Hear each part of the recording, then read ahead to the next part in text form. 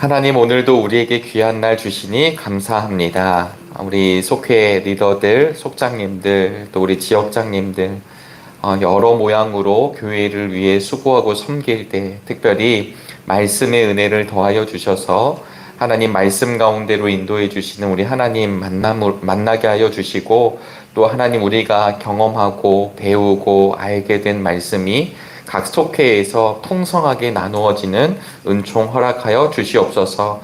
그리하여 하나님 우리 속도원들에게 혹여나 눈물과 아픔과 어려움과 고민과 고뇌가 있을 때 하나님 사람의 말로 위로받지 말게 하여 주시고, 우리 주님의 말씀으로 인하여 다시금 일어서고 걷고 뛰는 은총 허락하여 주시옵소서. 오늘도 속회공과를 나눌 때 하나님 이 말씀 안에 담겨진 의미 알게 하여 주시고, 또 하나님 이것을 통해서 우리 안에 샘솟듯 넘쳐나는 기쁨 허락하여 주실 줄로 믿으며 예수 그리스도의 이름으로 기도하옵나이다. 아멘. 네, 오늘은 속회공과, 저희들은 오늘 38과입니다. 38과. 이제 교회가 하나 되는 길이고요. 고린도전서의 말씀을 가지고 속회공과를 나누게 되었습니다. 지금 오늘이 이제 저희가 추석 전주고, 사실은 오늘 속회공과 하는 내용은 이제 추석이 끝나고 이렇게 하게 되거든요. 아마 이제 추석 연휴로 인해서 뭐 이렇게 편안하고 평안을 누리면 참 좋겠지만, 또 우리 엄마들은 또 음식도 하고 손님을 맞이하기도 하고, 또 가까운 데 계신 분들도 계시지만 또 멀리 오고 가고 하시면 또 이렇게 육체적인 피로도 있을 줄로 압니다. 그래도 우리 속회가 아마 이제 추석 기간에는 못 모이시겠지만 우리 주중 하반기로 넘어가서 만나실 때 은총이 있게 되시기를 바라겠고요. 우리 이번 주일 말고 다음 주일은 속회의 날로 다시 재개가 되니까 기억해 주시면 감사하겠습니다. 아울러 다음 주 수요일이 우리 추석 연휴이기 때문에 이제 그냥 주보상으로는 목요일 날 제가 온라인으로 하려고 그래요. 근데 이제 현장에서는 오전 11시에 이제 제가 그냥 라이브로 하고 목요일 날 이렇게 온라인으로 가게 되니까요. 수요일 날 저녁에 모이는 건 좀 무리다 라고 생각이 되어져서 제가 지역장님들에게는 다시 한번 카톡으로 안내를 드리고, 주보에는 목요일 오전 11시로 우리 추석 연휴로 인해서 나가는 것 기억해 주시면 감사하겠습니다.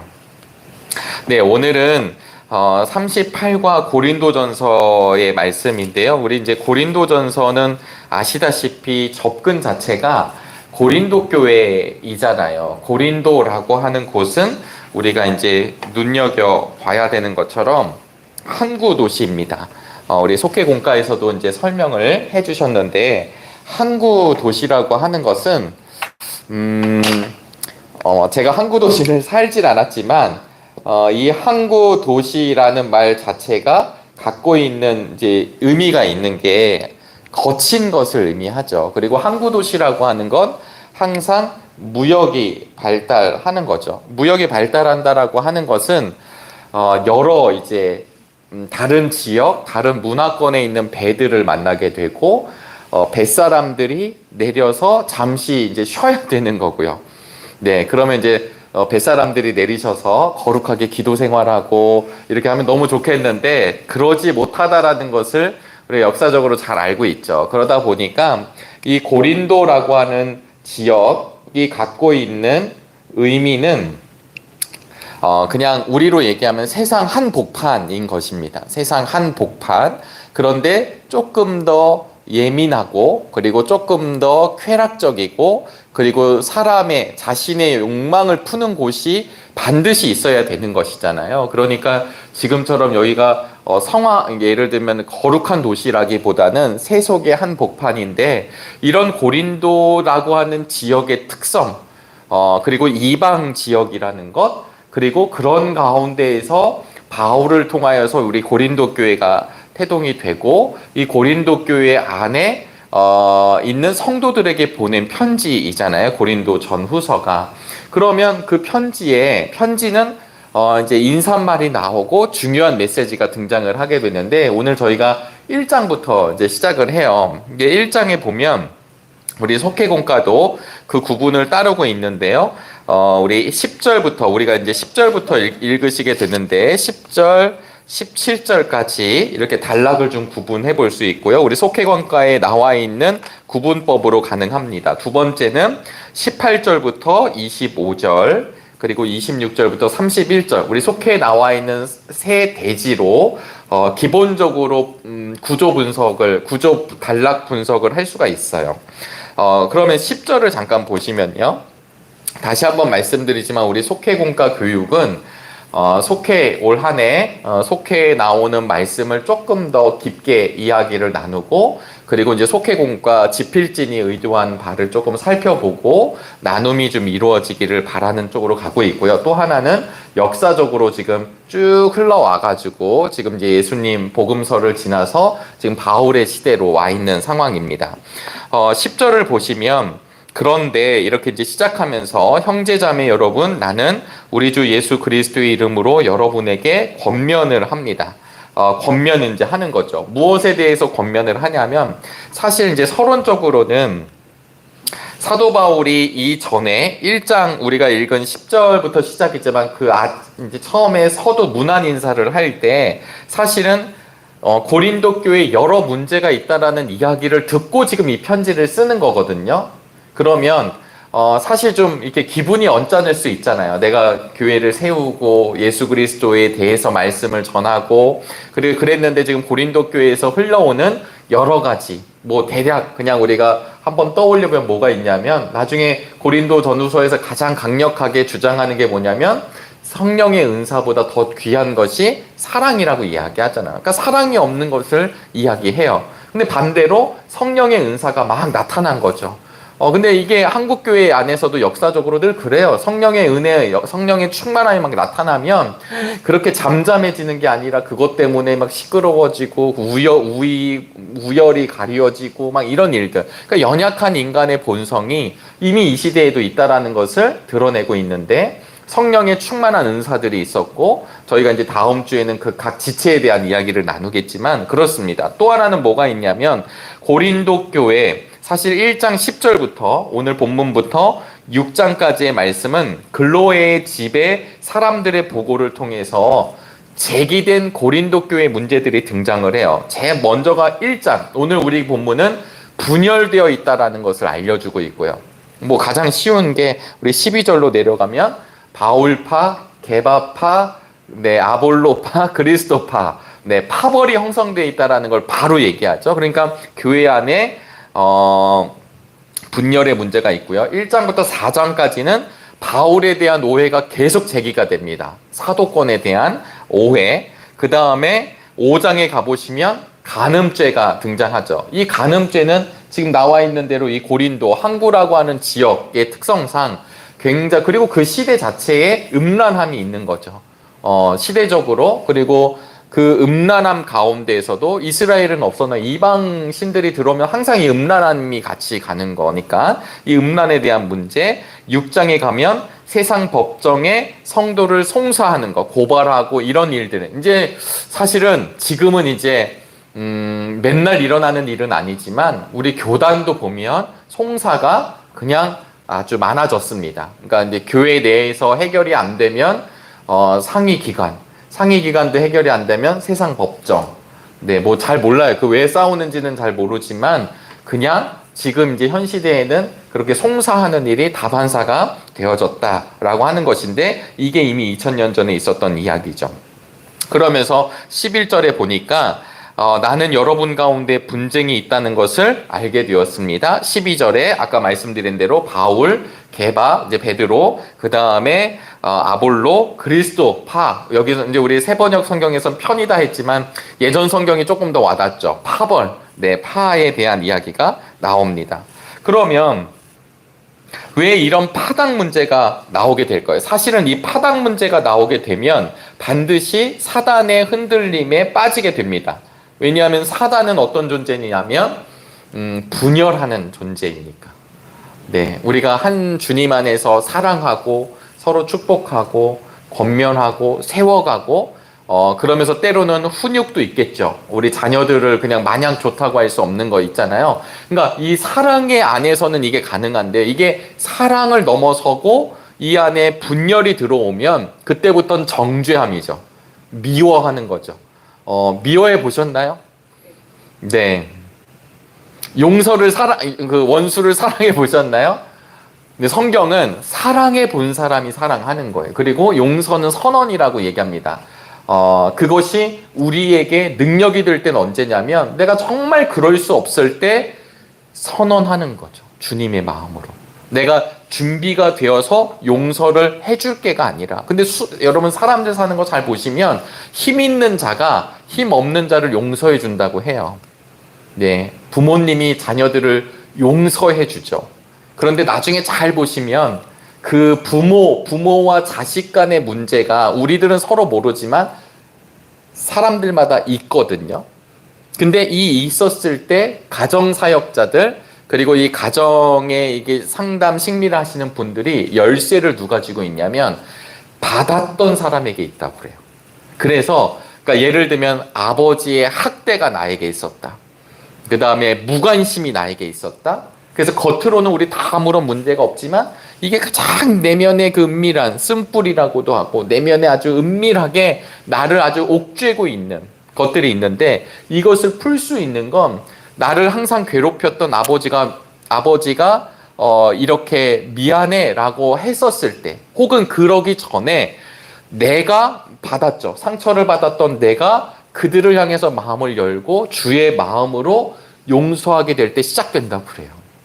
이거 굉장한 거거든요. 그러니까 이게 우리로 얘기하면 가해자가 잘 모를 수 있는데 피해자가 당연히 여기서의 전제는 정말 사죄가 있고 뭐 용서가 있지만 그것을 하나님의 사랑을 경험하지 않고서는 주의 긍휼하심, 다함 없는 사랑을 내가 경험하지 않고서는 타인을 용서하는 건 거의 불가능하다라는 거예요. 그러니까 내 부모님이 나를 그렇게 하셨었지만 내가 나중에 주의 사랑으로 이 가정에 나를 보내신 이유를 알게 되고 그런 부모님의 그런 것조차 그래서 이 키를 내가 쥐고 있다라고 하는 것을 아는 사람들이 가정 회복을 할 수 있다고 하는 이야기를 참 많이 하거든요. 이게 이제 교과서적인 이야기지만 이 부분이 참 어렵습니다. 그런데 오늘 이 파당 문제 같은 경우는 이런 거예요. 바울파로 우리 먼저 얘기를 들어보실까요? 나는 바울 편이다. 그럼 여러분 이 바울 편이다라고 얘기하는 사람들은 사도 바울이 너무 좋았겠죠. 너무 감사했겠죠. 왜냐하면 이 이방 땅에 와서 예수 그리스도를 전해주셨고 이 바울이 그 사랑으로 그들을 양육했잖아요. 그리고 그들과 함께 했습니다. 얼마나 존경했을까요? 그러니까 나는 바울을 좋아해 라는 말은 틀린 말은 아닙니다. 그런데 문제는 이 나를 양육해준 바울이 최고다라고 하면서 뭉치게 된 것이죠. 그리고 나는 바울에게 직접 들었다. 이 바울이 나를 이끌어줬다라고 이야기하면서 이 부분이 이제 이렇게 부딪혀지게 됐을 것이라고 추측을 합니다. 아볼로는 어떨까요? 여러분 아볼로는 성경적인 것으로 보면 이 아볼로는 알렉산드리아의 유대인 출신이에요. 알렉산드리아는 어떤 곳이냐면 사람들이 유학 가는 곳. 그러니까 거기에는 도서관도 있고 그 다음에 세계 문명의 그 책들이 모여 있고 거기에서 학문의 중심지에서 훈련을 받았던 사람. 기본적으로 바울은 외모와 말하는 능력이 떨어졌다고 그래요. 그러나 아볼로는 굉장히 잘 가르치고 그리고 아주 뭐라 그럴까 사람들에게 이렇게 사람들의 관심을 끌 만한 능력이 있는 사람이었죠. 근데 문제는 나중에 브리스길라와 아굴라가 함께 동역하다 보니까 이 아볼로의 문제가 무엇이었냐면 세례 요한의 세례만 알더라는 거예요. 이거 다른 말로 표현하면 예수 그리스도의 복음을 모르고 말은 잘하고 있는데 예수 그리스도의 복음의 핵심은 없는 거죠. 하나님에 대해서 내가 알고 있는 것은 얘기하지만 그런데 나중에 브리스길라와 아굴라의 도움으로 예수 그리스도의 복음을 이해하고 선포하게 됩니다. 여러분 이분이 이렇게 얘기를 할 때 이제 이 복음을 충만하게 받아서 얘기할 때 이게 얼마나 더 말씀의 능력이 있었을까요? 사람들이 따랐을까요? 안 따랐을까요? 저희 설교자들이 많이 고민하는 것 중에 하나가 잘 해야 된다라는 그 부담이 있어요. 근데 설교하기 처음은 무엇이냐면 준비는 잘 해야 하죠. 허투루 하지 말고 그리고 최선을 다해야 되죠. 그런데 그 준비하고 난 뒤에는 주님의 역사, 성령의 역사를 간구하는 거예요. 어떤 교회, 보수적인 교회는 이렇게 이제 제가 원고를 준비해 왔지만 원고를 읽어요. 세 번째는 베드로파입니다. 베드로는 예수님의 제자 중에 수제자입니다. 그리고 유대인들의 사도이니만큼 유대인들 중심으로 베드로파가 형성되는 것입니다. 이제 이런 읽는 설교를 들어보신 적 있나요? 보수적인 교회에선 또 그렇게, 그러니까 이게 자기 언어를 이렇게 하지 말라고 하는 아주 보수적인 교회도 있어요. 그런데 사람들은 거기에서 은혜를 받아요. 가끔 목회자들이 오늘 설교를 잘 못했네. 내가 의도한 건 이거였는데 이게 뭔 말했는지 모르겠네. 실수가 있었네. 이게 잘못했네. 우리는 좌절을 할 때가 있지만, 근데 갑자기 성도님들은 은혜를 받았다고 그러고, 그 말씀이 나에게 주시는 말씀이라고 하고. 그래서 설교자는 착각하면 안 되는 거죠. 내가 오늘 잘했구나. 내가 오늘 잘 풀었어. 이런 말이 아니라 사실은 준비된 것을 주님이 사용하시는 거잖아요. 그러니까 제가 지금 아볼로 갖고 얘기하는데 아볼로가 얼마나 사람들을 이게 정말 귀가 얼마나 달콤했을까요? 나쁜 의미가 아니라 잘 설명했으니까요. 그리고 베드로파는 방금 말씀드린 대로 이 당시에 이방 지역의 고린도였지만 유대계 크리스천들이 있잖아요. 유대인들은 제가 지난주에도 말씀드렸지만 문화적으로 우리는 아무리 내가 한국을 떠나 있고 아무리 뭔가 좀 바뀌어져 있어도 한국적 문화가 흘러가잖아요. 뭐 유교든 불교든 옛날 뭐 샤머니즘이든 이게 섞여 있든 어쨌든 우리나라의 어떤 전통으로 형성된 것이 쓱 흘러간다고요. 유대인들도 마찬가지. 아무리 그들이 디아스포라 흩어져 있지만 아무리 그리스도인이 되었지만 율법, 하나님의 말씀 이게 얼마나 중요하겠어요. 그런 의미에서 베드로가 그들에게는 너무나도 존경할 만한 사람이었겠죠. 그리고 자기들의 안정감, 이 동족으로부터 받는 안정감이 있었을 것입니다. 이렇게 세 파가 나오니까 여기도 저기도 여기도 끼지 않거나 열받거나 막 하여튼 다 시끄럽거나 이러니까 우리는 그리스도파다 이렇게 이제 얘기하는 거죠. 더 위에 있는 사람, 더 최고의 높은 분에 있는 사람을 이야기합니다. 그런데 이제 오늘 본문을 보면 13절에 이제 재밌어지는 거예요. 그러면 이렇게 이야기한다고 하는데 사도 바울이 이야기합니다. 13절에 그리스도께서 갈라지셨습니까? 바울이 여러분을 위하여 본인이 십자가에 달리기라도 했습니까? 또는 여러분이 바울의 이름으로 세례를 받았습니까? 라고 직구를 던집니다. 바울 사도가 이 세례, 그러니까 우리 주님의 십자가와 세례를 오늘 본문을 보시면 가장 핵심으로 이야기합니다. 십자가와 이게 오늘 교회가 하나 되는 거에서 가장 핵심이죠. 바울이 지금 이 계파가 나눠진 현실에서 바로 직격탄을 날리는 게 뭐냐면 십자가에 누가 달리셨습니까? 누가 누구의 이름으로 세례를 받으셨습니까? 바울의 이름입니까? 라고 이야기하면서 이 십자가와 세례를 오직 예수 그리스도로 전환시킵니다. 그래서 지금 그리스도파라고 하는 사람들도 그럼 그리스도파가 맞아야 되는데 결국 이 그리스도파도 자기의 의의를 갖고 있었던 사람, 직통으로 주님과 내가 교제한다는 사람, 참 무섭습니다. 목사들도 잘 안 되는데 이게 직통으로 되신다는 분들을 만나면 제가 그런 거지만 여러분 성령의 음성과 사단의 음성을 어떻게 구분하실 수가 있으실까요? 네, 이게 참 여러분 사단이 주님을 시험할 때도 말씀에 살짝 뒤바꾸잖아요. 하물며 깨어있지 않으면 성령의 음성, 사단의 음성이 헷갈릴 때가 있죠. 이단의 교주들이요, 처음부터 하나님의 음성을 안 듣고 사단의 권세에 붙잡혔다라고 하는 분들도 있지만 많은 역사가들은요, 처음에는 아니었다라는 거예요. 처음에는 기도하고 똑같이 교회 생활하고 말씀 보고 주의 은혜를 간구하고 산에서도 기도하고 말씀 앞에 더 들어가는데 주의 어떤 환상도 보고 어떤 음성도 듣고 주님이 권세도 주시고 능력도 주세요. 그러면 이게 주님이 나에게 주신 능력이다라고 베풀어요. 사람들이 몰려요. 제가 늘 우스갯소리로 하지만 만약에 우리 정릉교회에 어떤 부목사가 있는데 기도를 했더니 암이 나았대. 막 불치병이 나았대. 그러면 소문이 날 것 같으세요? 안 날 것 같으세요? 100% 나게 돼 있습니다. 여러분, 불치병 걸리신 분들이 결국 다른 것을 찾으시잖아요.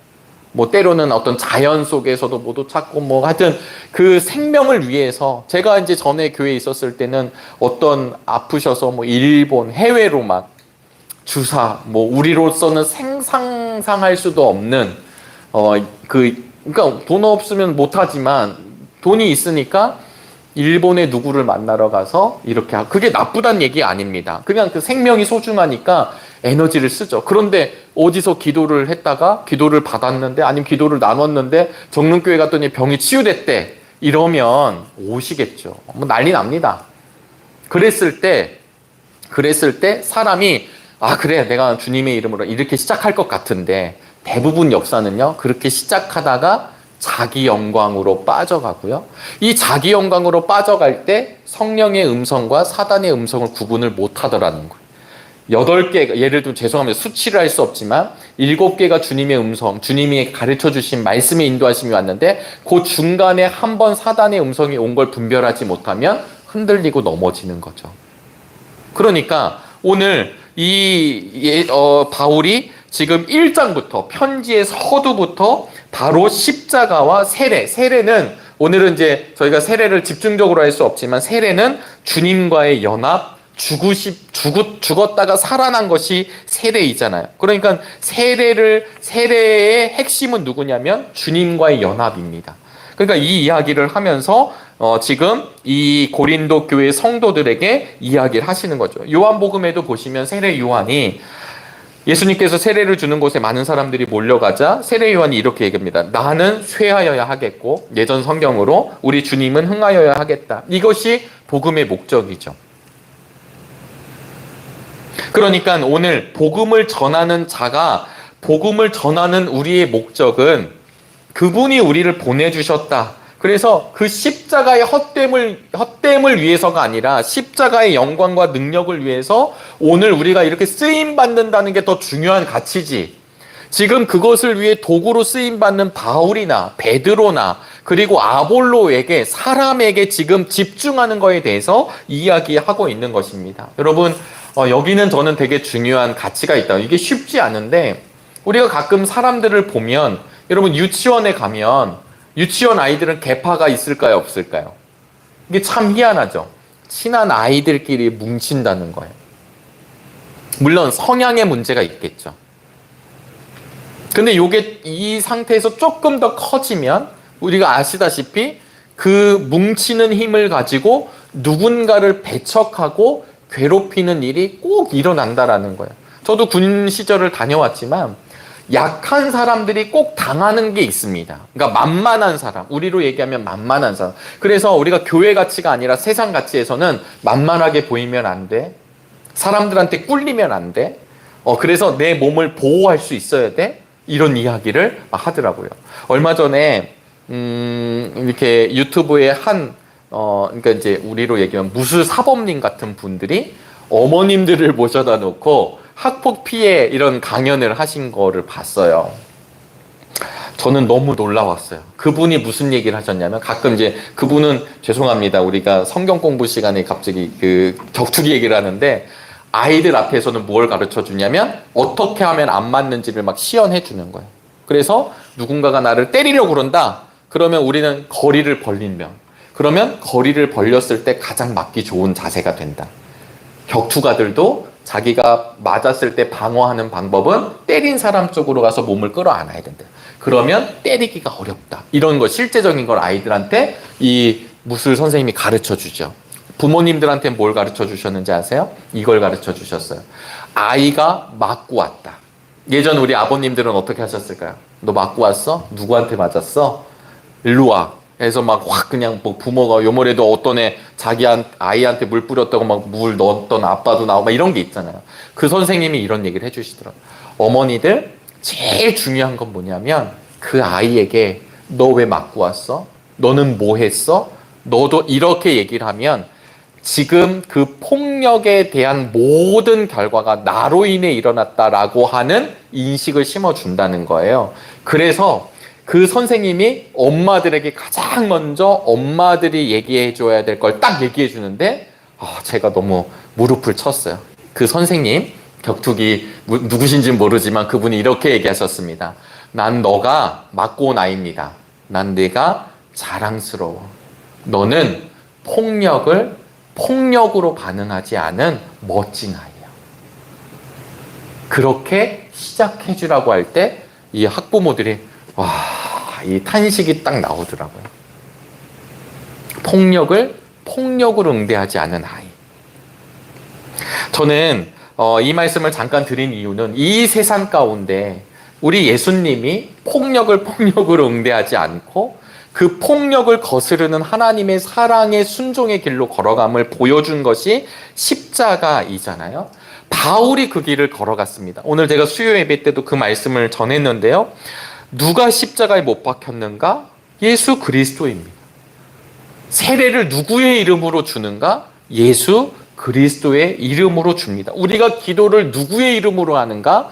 예수 그리스도의 이름으로 한다는 것이에요. 그래서 그분이 십자가에 못 박힘으로 말미암아 우리가 죄와 사망의 법에서 벗어나서 의와 생명의 법에 들어갔다. 이것을 지금 바울이 지금 막 파당을 짓고 있고 싸우고 있는 고린도 교회 성도들에게 질문을 하고 있는 내용입니다. 오늘 우리가 갖고 있는 속회 공과에서는 온전히 합하라. 오늘 10절 말씀인데요. 제가 다시 한번 하반절을 읽겠습니다. 여러분은 모두 같은 말을 하며 여러분 가운데 분열이 없도록 하며 같은 마음과 같은 생각으로 뭉치십시오. 괄호 누구의 이름으로? 예수 그리스도의 이름으로 온전한 마음을 가지라라고 하는 것이죠. 그래서 항상 앞에서 지금 뭔가 설명을 하고 있는 저에게도 그렇지만 우리가 수년째 신앙생활하면서도 지켜야 되고 그 가치를 생각해야 되는 것 중에 하나가 무엇이냐면 누가 나의 생명을 건져주셨는가? 누구의 이름으로 내가 살게 되었는가? 이 부분을 기억하실 수 있게 되기를 주님의 이름으로 소망합니다. 제가 지금 저희 교회 이제 역사 자료도 정리하고 있는데요. 이렇게 사진들을 보다 보면 김학희 권사님, 김효숙 권사님의 사진도 봤어요. 예전 사진을. 예를 들면 이게 보이잖아요. 저도 이제 누군가를 알면.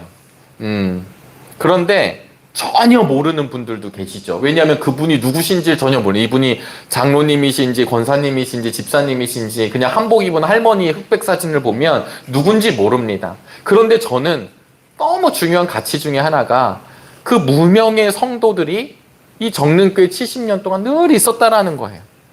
네, 교역자도 마찬가지. 물론 뭐 담임 목사님들 이름을 이렇게 쑥 저희가 기억을 하지만 부목사님들도 기억을 해주죠. 그러나 그 시절 사람들이 기억하는 거지 이게 한 100년 지나가지고 그때 누구 그러면 알겠어요. 그분들이 뭐 사진을 정리하면서. 그러니까 결국은 무명자로 끝나잖아요. 그냥 잠깐 우리가 서로 알았던 거지. 근데 우리도 한 이렇게 30년, 40년 지나가고 나중에 막 기억력도 감퇴되고 막 그러면 아주 스페셜한 일 아니면 그냥 그때 누가 있었나? 뭐 이렇게 하고 마는 거죠. 우리 인생은 서로 그런 거죠. 그런데도 제가 감사한 것은 무엇이었냐면 그 요소마다 흔적마다 하나님의 사람들이 하나님의 방법으로 이어가고 있다는 그게 이제 역사라고 하는 것을 저는 좀 경험하면서 걸어가요.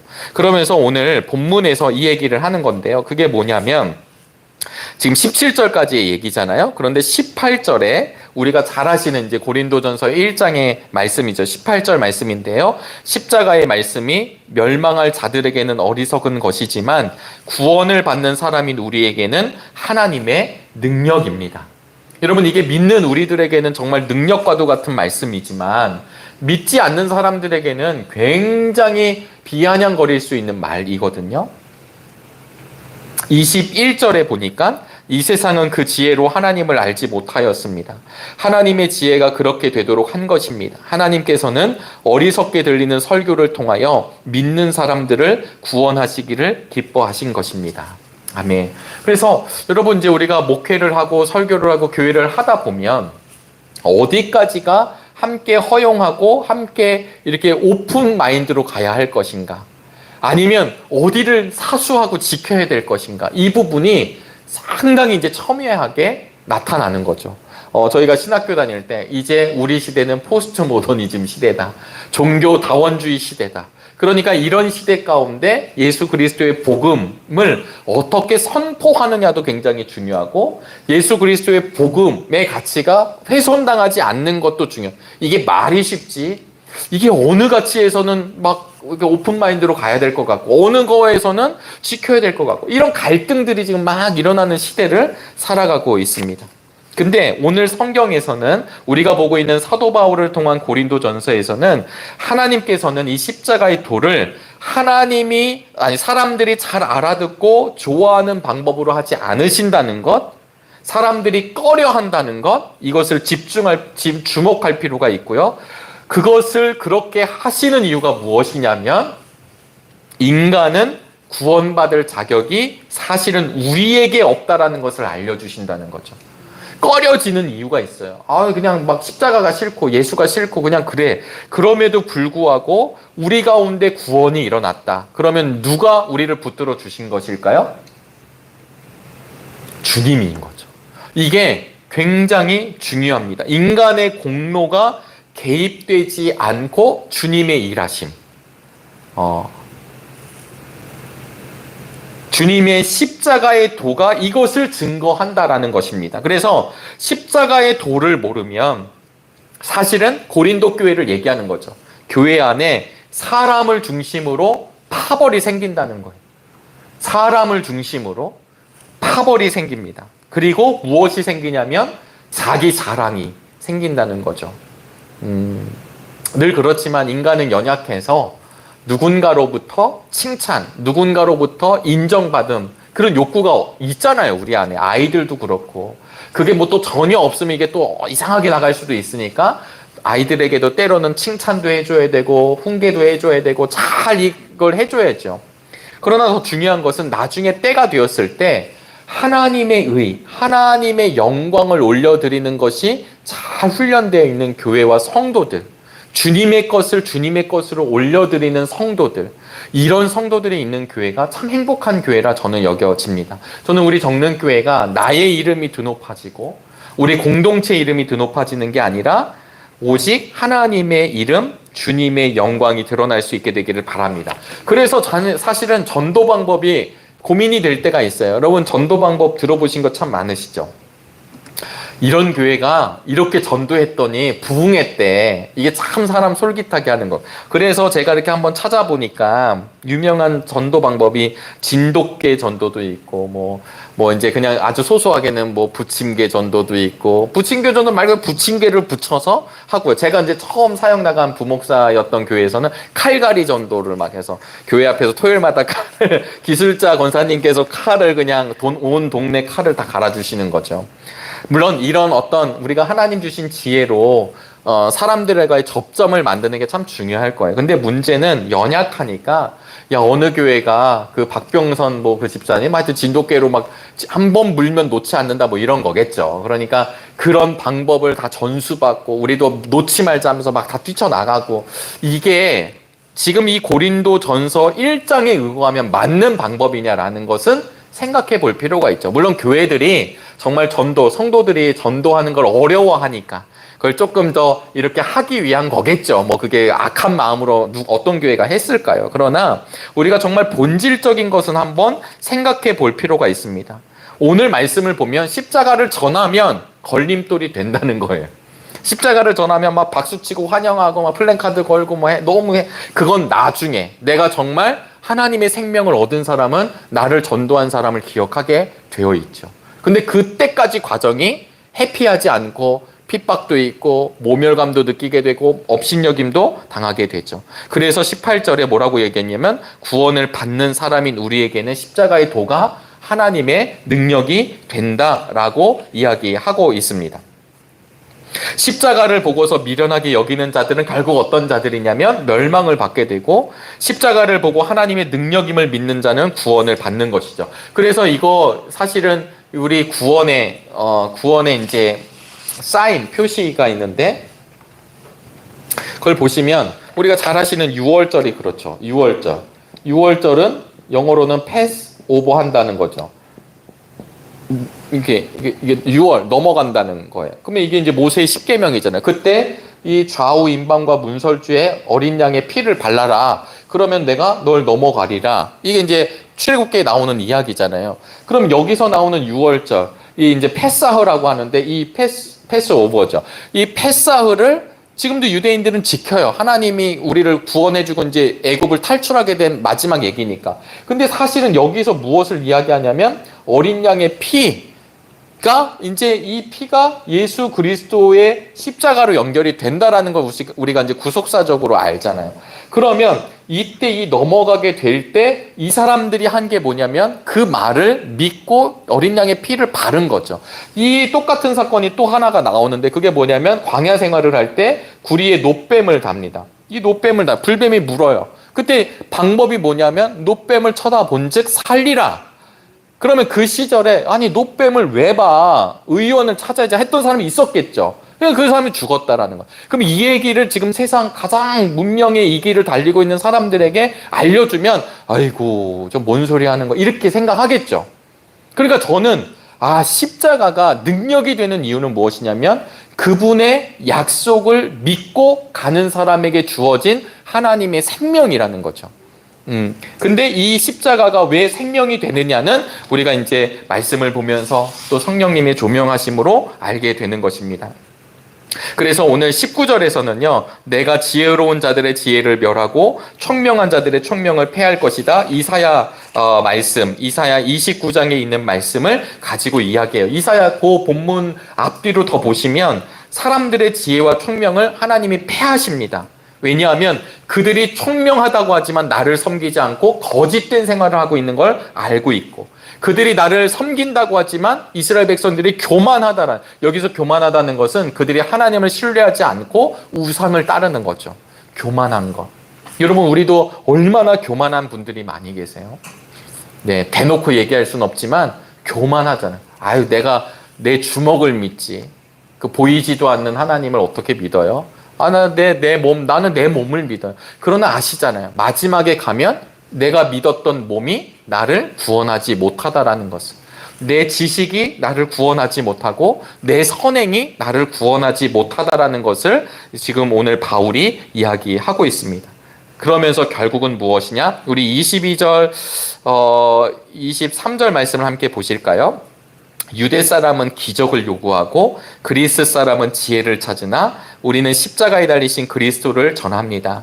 그리스도가 십자가에 달리셨다는 것은 유대 사람에게는 거리낌이고 이방 사람에게는 어리석은 일입니다. 여러분, 이게 좀 이해가 되시기를 바라요. 헬라 사람, 그리스 사람들은요, 앉아서 철학을 논쟁하고 어떻게 인간이 잘 사는 건가, 그 다음에 여기에서 가장 많이 대두됐던 이야기가 뭐냐면 인과응보였어요. 그러니까 사람이 선하고 착하게 살면 그렇게 끝이 마무리되어야지. 아니, 예수가 어떻게 그렇게 했는데 끝에 가면 십자가에 달려 죽는 건데 이게 제대로 산 거냐라고 반문할 수 있었죠. 그들의 지혜로는. 유대인들은 뭐예요? 우리 신명기에 보면 나무에 달린다라는 것은 저주라고 되어 있어요.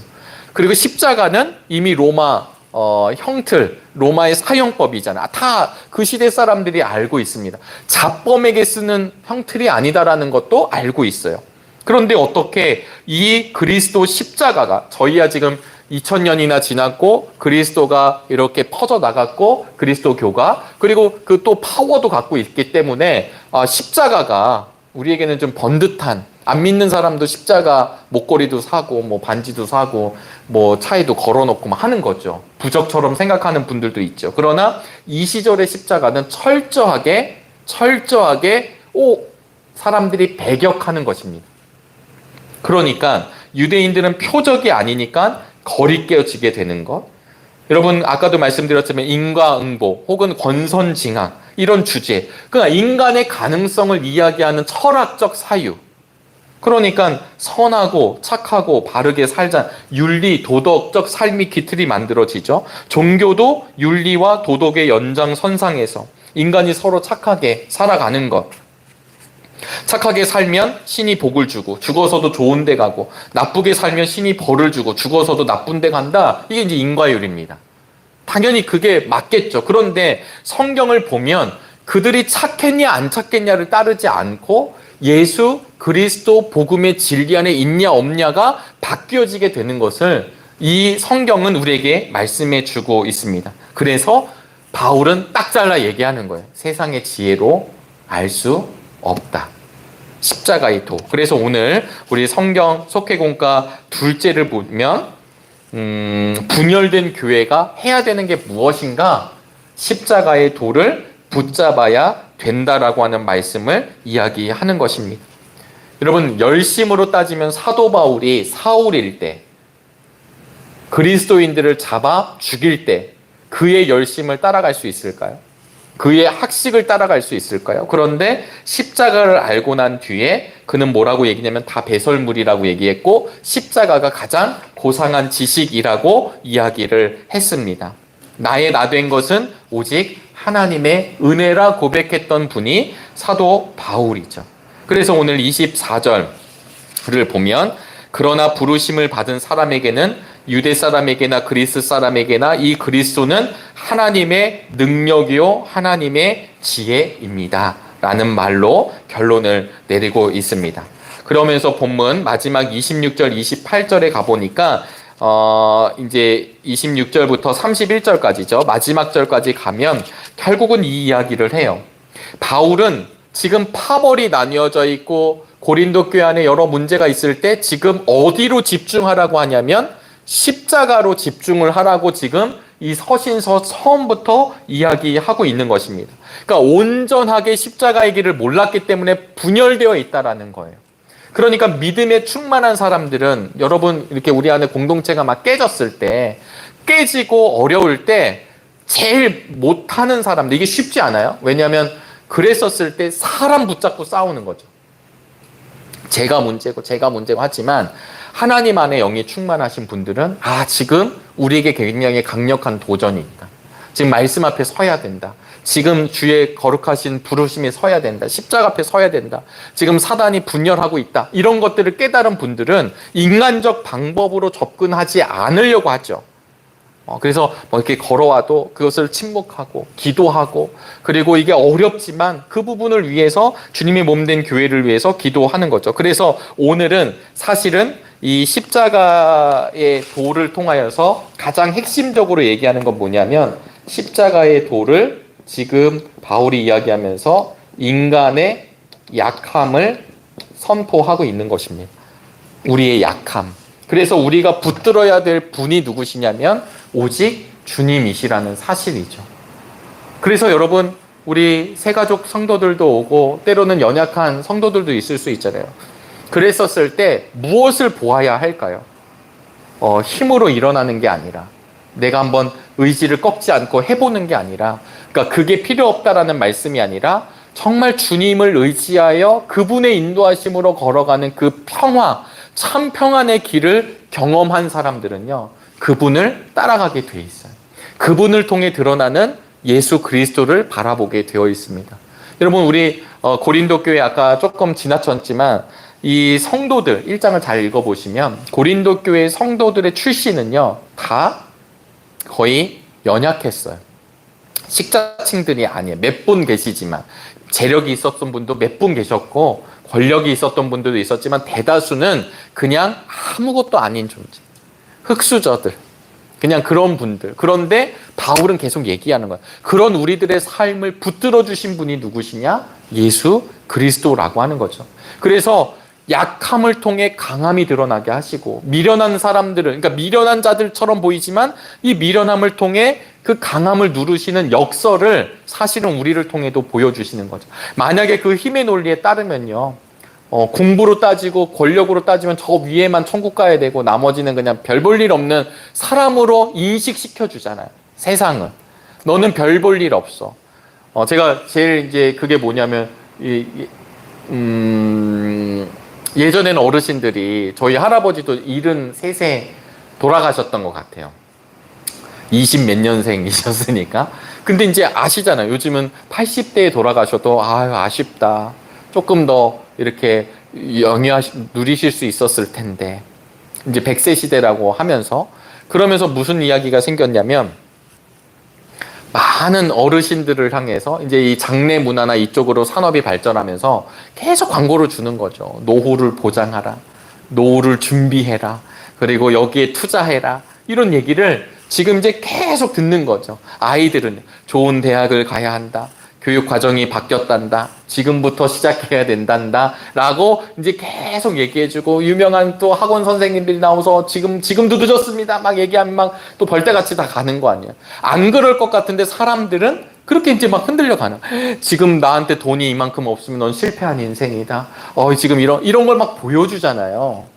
옛날에는 이거 잘 못 보니까 그냥 그런가 보다 할 수 있는데, 요즘은 그냥 우리가 미디어만 틀면 근데 그게 잘못된 건지 아닌 건지도 모르고 가게 되는 거잖아요.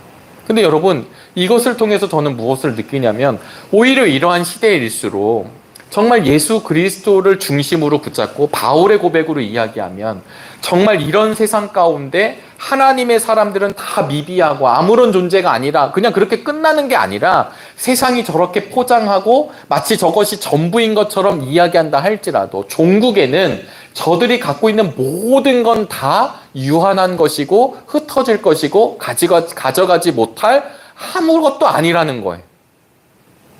저들이 평가절하했던 믿음의 성도들은 결국 무엇을 누리냐면 주님과의 연합으로 하나님의 생명을 누린다는 것. 이게 절대적 가치가 되지 않으면 막 흔들려 나가는 것이겠죠.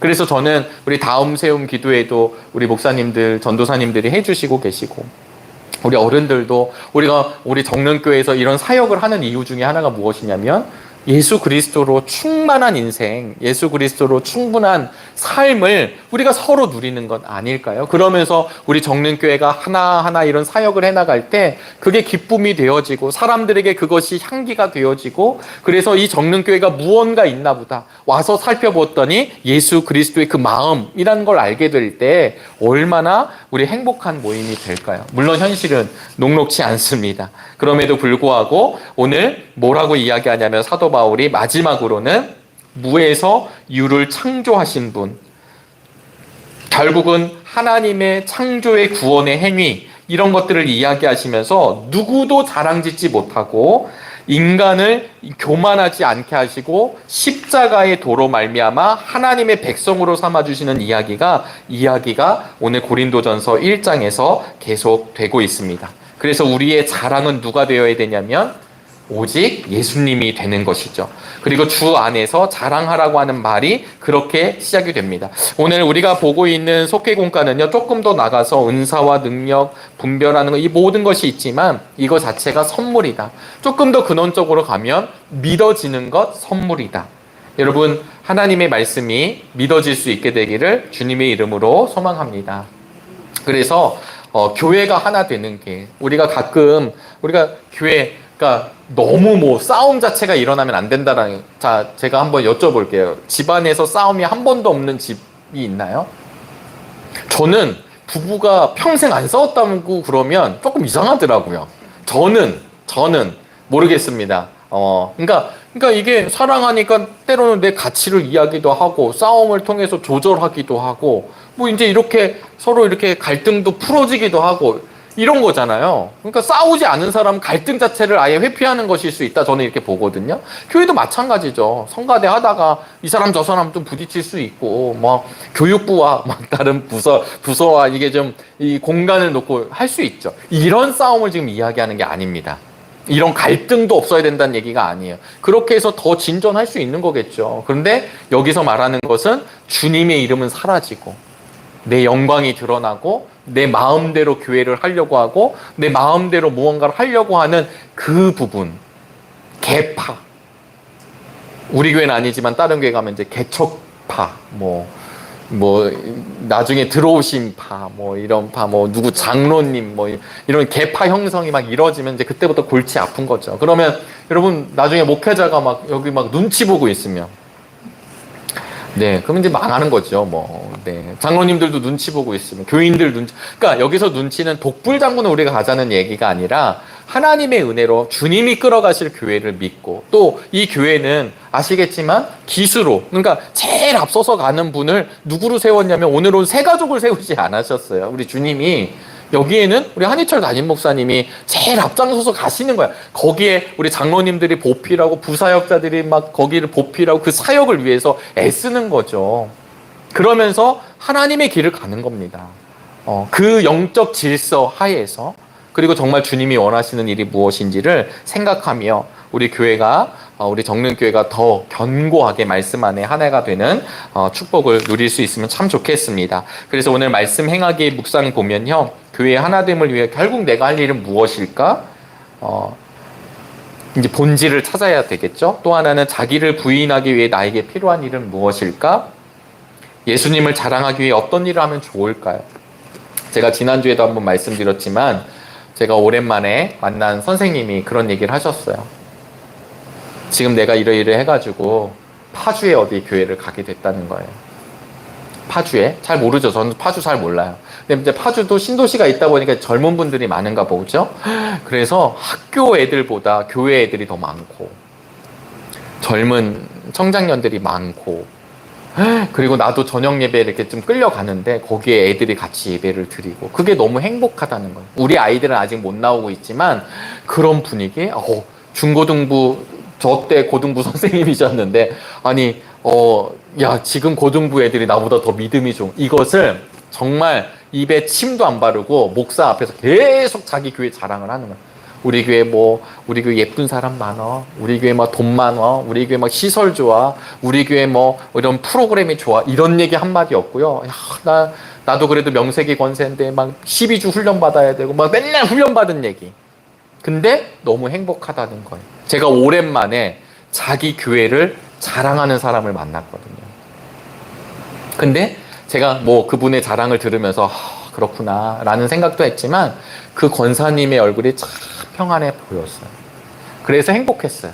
그래, 교회가. 그래서 그분은 마지막에 어떤 얘기를 이 시대 다 교회 안 된다고 그러는데 나 3년 전에 우리 교회 가봤더니 우리 교회 막 되는 것 같더라고. 너무 행복하다.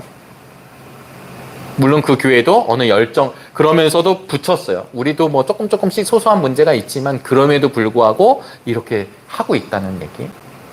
저는 그 이야기가 도전으로 들렸습니다.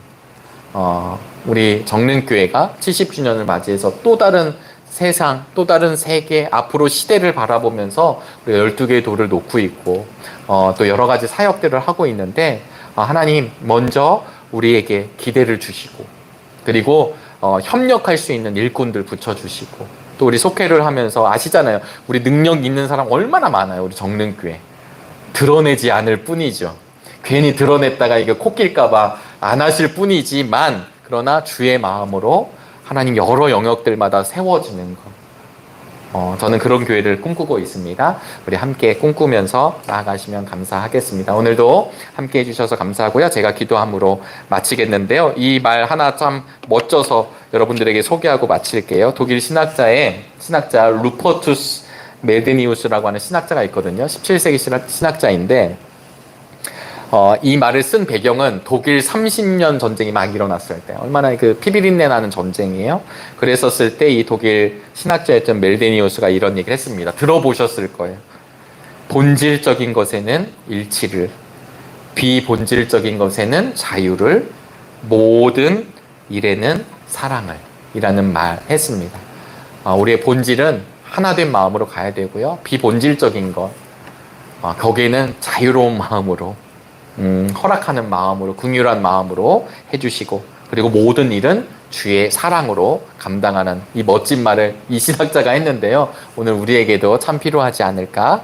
아볼로, 게바, 그리스도, 바울파, 이게 다 비본질입니다.